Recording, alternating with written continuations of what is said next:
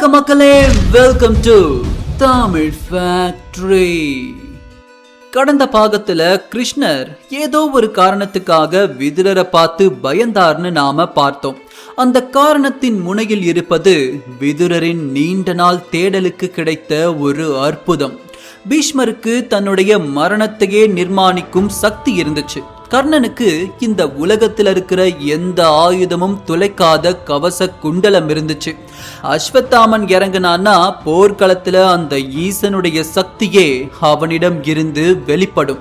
அந்த வகையில விதுரர் கிட்ட ஒரு அபார சக்தி இருந்துச்சு. அந்த சக்தியோட விதுரர் கௌரவர்கள் பக்கம் போர்க்களத்துல நின்னுட்டா அப்புறம் அர்ஜுனனுடைய காண்டீபம் எல்லாம் ஒண்ணுமே இல்லை. விதுரர் பெற்ற அந்த சக்தி, அந்த வரம் தான் என்ன? எப்படி சூசகமா தன்னுடைய வேலைய கிருஷ்ணர் செஞ்சு முடிச்சாரு? கடைசியில விதுரருக்கு என்ன ஆச்சு? அப்படிங்கிற சுவாரஸ்யமான மகாபாரத கதைக்குள்ள மீண்டும் இன்னைக்கு நாம பயணிக்க போறோம்.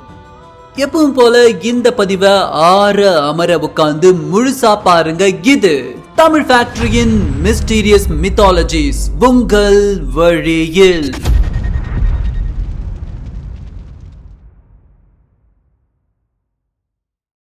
ஒரு பெரும் வீரனும் ஒரு பெரும் ஆற்றல் கொண்டவனும் தீயவர்கள் பக்கம் இருக்கிறது பேராபத்து. கிருஷ்ணர் ஏன் விதுரரை பேராபத்தா பார்த்தாரு? அதுக்கு பின்னாடி ஒரு கதை இருக்கு. ஒரு நாள் விதுரருடைய மனசுக்குள்ள ஒரு பெரும் கேள்வி எழுந்தது.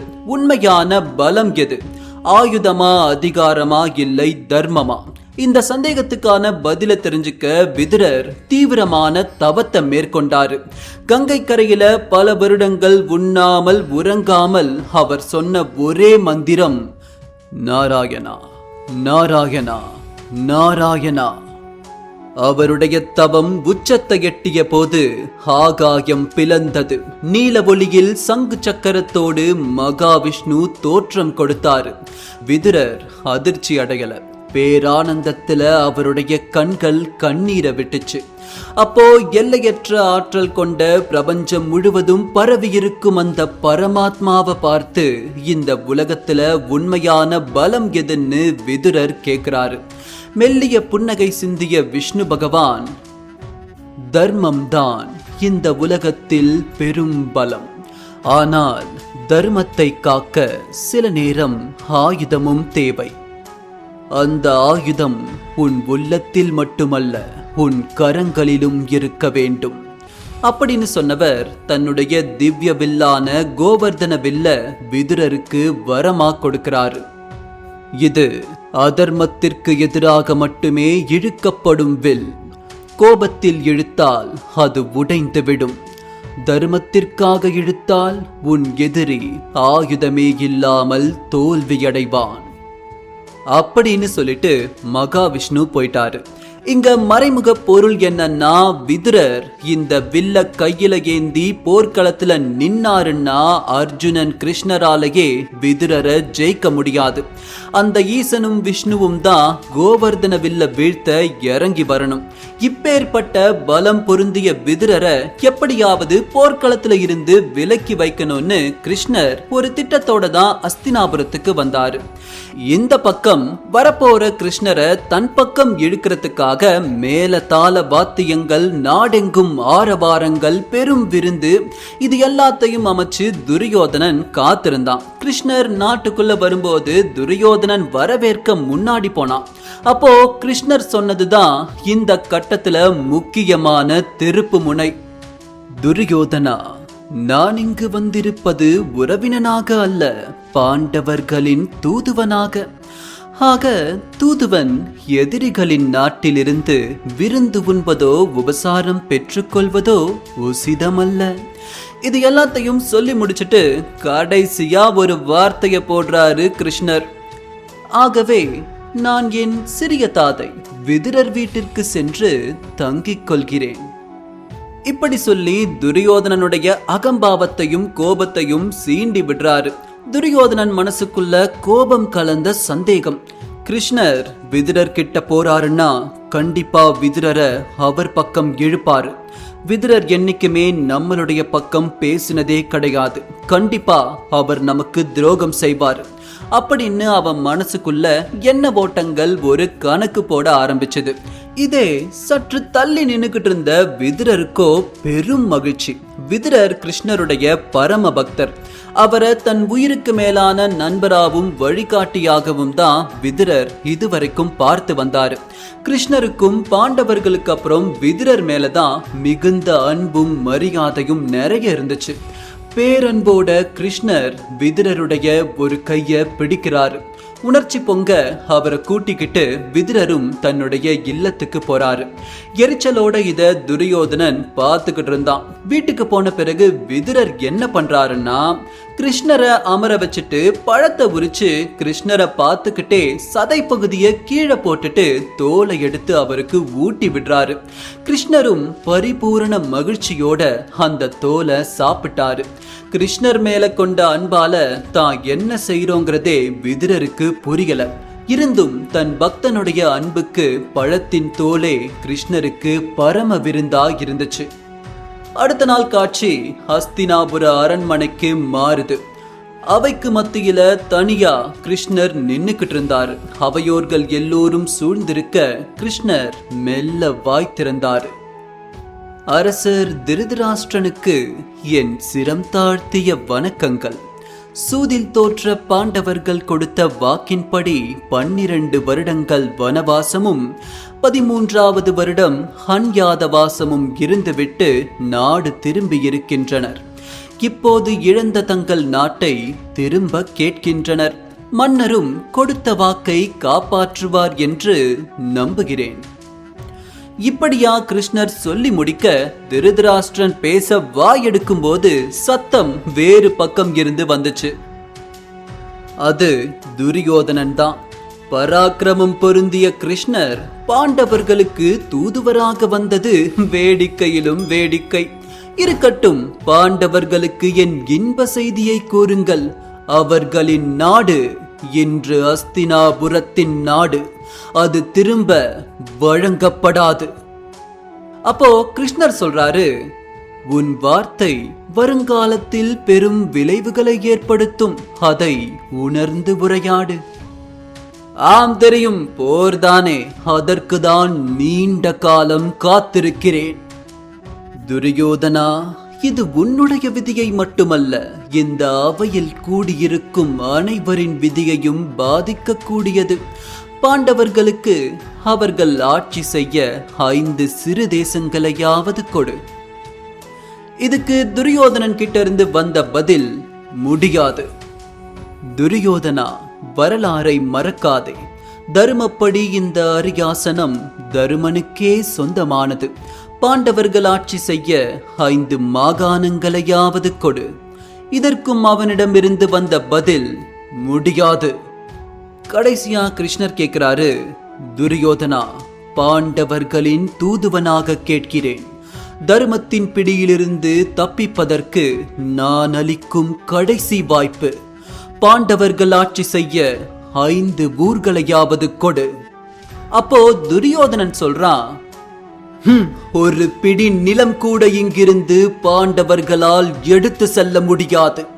ஒரு கணம் கண்களை மூடிய கிருஷ்ணர் இமைகளை திறந்து ஒரே வார்த்தையை தான் சொன்னாரு, விதி இதுவாயின் போர்க்களத்தில் சந்திப்போம் துரியோதனா. திரும்பி நடந்தவர் சரியான நேரம் பார்த்து, செல்லலாம் சித்தப்பா அப்படின்னு விதுரரை பார்த்து சொல்றாரு. இங்க கிருஷ்ணர் அவைய விட்டு போலாங்கிற அர்த்தத்தோட தான் இத சொன்னாரு. இத துரியோதனன் தப்பா புரிஞ்சுக்கிட்டான். அவன் தப்பா புரிஞ்சுக்கணுங்கிறதுக்காகவே தான் சரியா கிருஷ்ணர் இத சொன்னாரு.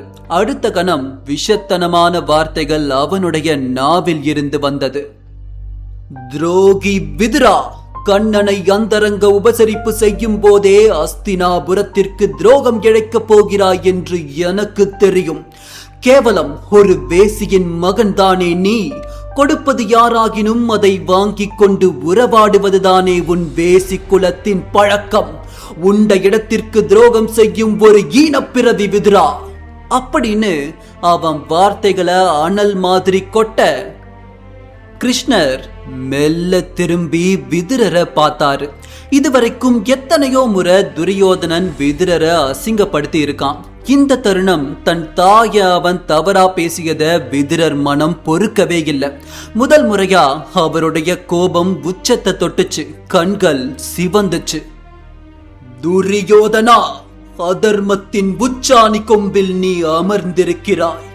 ஆயினும் அண்ணன் மகன் என்ற சிறுவாசத்தால் என் மனதின் மூலையில் உனக்காக, உன்னை காப்பதற்காக, இந்த அரியாசனத்தின் பெருமையை காப்பதற்காக போரிட ஒரு எண்ணம் இருந்தது. ஆனால் உன் நாக்கு உன் விதியை தீர்மானித்து விட்டது துரியோதனா. என் தாயை அவமதித்த உன்னை, உன் தலையை தரையில் நான் உருளச் செய்வேன் அப்படின்னு கோபத்தோட தன் கோவர்தன வில்ல தூக்கி துரியோதனனுடைய தலைக்கு குறிவைக்கிறாரு விதுரர். இவ்வளோ நேரம் அமைதியா இருந்த கிருஷ்ணர் சரியான நேரம் பார்த்து ஒரு வார்த்தைய போடுறாரு. விதுரரே, கோபத்தில் கோவர்தனத்தை உபயோகித்தால் பின் போர்க்களத்தில் அது துரியோதனனுக்கு உதவியில்லாமல் போகும். அப்பதான் விதுரருக்கு கொஞ்சம் நிதானம் வருது. துரியோதனன் போன்ற ஒரு கொடியவன இந்த பரிசுத்தமான வில்ல கொண்டு அழிக்கிறது இந்த வில்லுக்கு தான் அவமானம். இருந்தும் போர்க்களத்துல எந்த காரணத்தை கொண்டும் இந்த வில் அவனுக்கு பயன்பட்டுடக் கூடாதுன்னு அந்த பராக்கிரம வில்ல கைகளுக்கு மேல உயர்த்தி எல்லோரும் பார்க்கும்படி பிடிக்கிறாரு. அவையோர்கள் எல்லோரும் இவர் என்ன செய்ய போறாருன்னு பதட்டத்தோட பார்த்துக்கிட்டு இருக்க, தன் தொடைய உயர்த்தி மேல பிடிச்சிருந்த வில்லை இறக்கி அதை 2 துண்டா உடைக்கிறாரு. தனுசு உடைந்த போது பெரும் வெளிச்சம் உண்டாச்சு. கண்கள் கூச சபையோர்கள் எல்லோரும் கண்களை மூடினாங்க. சில வினாடிகள் கழித்து வெளிச்சம் குறைந்தது. உடைஞ்ச வில்ல கையில வச்சுக்கிட்டு விதுரர் நின்னுகிட்டு இருந்தாரு. அவருடைய கண்கள் சிறிது கலங்கி போயிருந்துச்சு. துரியோதனா, நிம்மதி கொள், சந்தோஷம் கொள், ஆழ்ந்த திருப்தி கொள், ஆனால் நரகத்தில் அப்படின்னு சொல்லிட்டு அங்க இருந்து அந்த அரண்மனையை விட்டு, ஏன் ஹஸ்தினாபுரத்தையே விட்டு சன்யாசி மாதிரி காட்டுக்கு போயிடுறாரு விதுரர். போன விதுரர் போர்ல கலந்துக்கவே இல்லை. இப்படி கிருஷ்ணருடைய ஒரு சின்ன விளையாட்டால விதுரருடைய பெரும் பலத்தை இழந்தான் துரியோதனன். அவர் போன பிறகு குருச்சேத்திர போர் தொடங்குது. அந்த 18 நாட்களும் குருச்சேத்திரம் இரத்த பூமியா மாறும்போது பல புண்ணிய சேத்திரங்களுக்கு போய் அகப்பொருளின் தேடலில் விதுரர் இருந்தார். அப்பதான் அந்த பயணத்தின் போது மைத்ரேய முனிவரை அவர் சந்திக்கிறாரு. அவரையே குருவா ஏற்று அவர் மூலமா ஆத்ம ஞானத்தை அவர் அடைகிறாரு. மந்திரியா இருந்த விதுரர் முனிவரா மாறின அந்த கால இடைவெளியில நாட்கள், வாரங்கள், வருடங்களே உருண்டோடுது. இதே மற்றொரு முனையில அஸ்தினாபுரத்தை பாண்டவர்கள் ஆட்சி செஞ்சுக்கிட்டு இருந்தாங்க.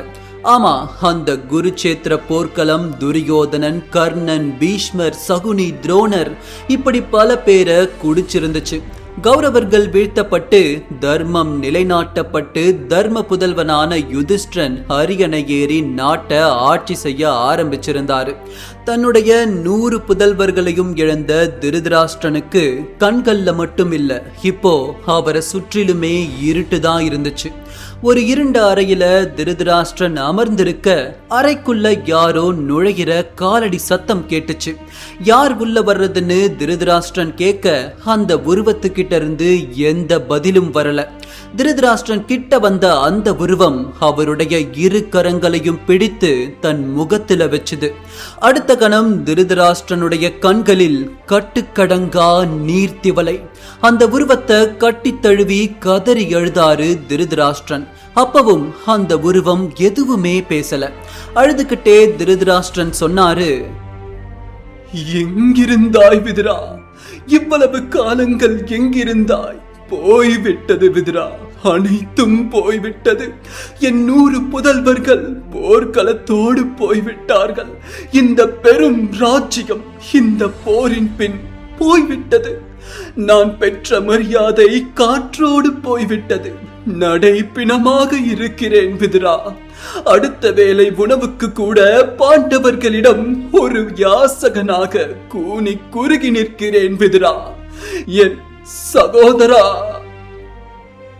இப்படி கண்ணீர் மல்க விதுரர் கிட்ட சொல்றாரு திருதராஷ்டிரன். அதுக்கு விதுரர் சொல்றாரு, தமயனே, இது தாங்கள் விதைத்த வினை. இப்போது அழுவதில் என்ன பயன்? இதை கேட்டவுடனே திருதராஷ்டிரனுக்கு முகத்துல அரைஞ்சது போல இருந்துச்சு. யுத்தம் முடிந்து 15 ஆண்டுகள் ஓடிவிட்டன. இன்னும் எத்தனை காலம் பாண்டவர்களிடம் அண்டி பிழைக்கப் போகிறாய்? முதுமை உன்னை விழுங்க காத்திருக்கிறது. காலன் உன்னை தேடி வரப்போகிறான். உனக்கு முக்தி கொடுக்கும் பொருட்டு இறைவனின் தூதுவனாய் நான் இங்கு வந்துள்ளேன். எந்த ஆரவாரமும் வேண்டாம், எந்த அறிவிப்பும் வேண்டாம், என்னோடு புறப்படு. விதுரருடைய இந்த சாட்டையடி பேச்சு இருளில் இருந்த திருதராஷ்டிரனுடைய மனக்கண்களுக்கு புது வெளிச்சத்தை கொடுத்துச்சு. அன்றைக்கே இரவோடு இரவா திருதராஷ்டிரன், அவருடைய மனைவி காந்தாரி இவங்களோட சேர்ந்து விதுரரும் கானகத்துக்கு போறாங்க.